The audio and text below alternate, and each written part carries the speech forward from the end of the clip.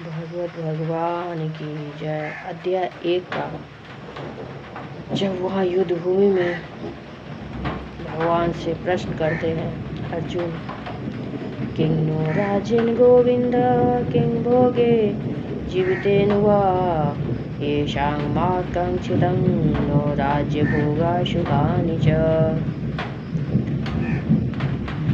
अर्जुन कहते भगवान से, हे गोविंद, हमें राज सुख अथवा इस जीवन से क्या लाभ, क्योंकि जिन सारे लोगों के लिए हम इन्हें चाहते हैं वे ही इस युद्ध भूमि में खड़े हैं।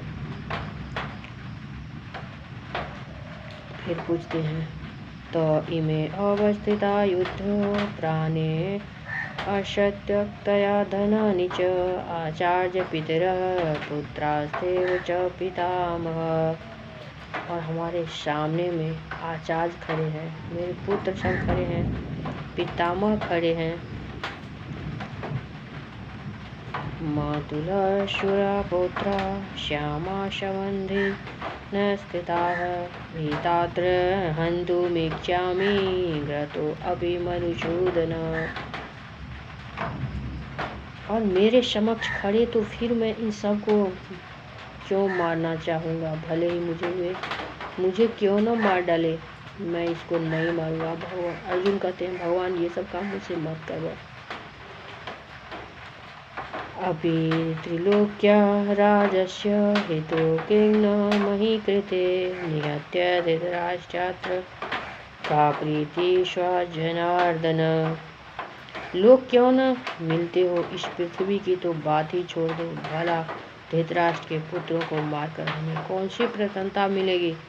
और अर्जुन कहते हैं, भगवान इस युद्ध करने से 3 लोग ही क्यों न मिले, मैं युद्ध नहीं करूँगा। और आज के युग में धर्म है किसी के पास? भगवान आ जाया, बोले पूरा दुनिया को लूट लो, 1 मिनट भी नहीं कि सबको मारना शुरू कर दो। लेकिन जिसके पास में धर्म है, जिसके पास में भगवान बोध ज्ञान, माता पिता के संस्कार से कुछ बोध ज्ञान अनेकों जन्म से गीता श्रवण करने से आता है,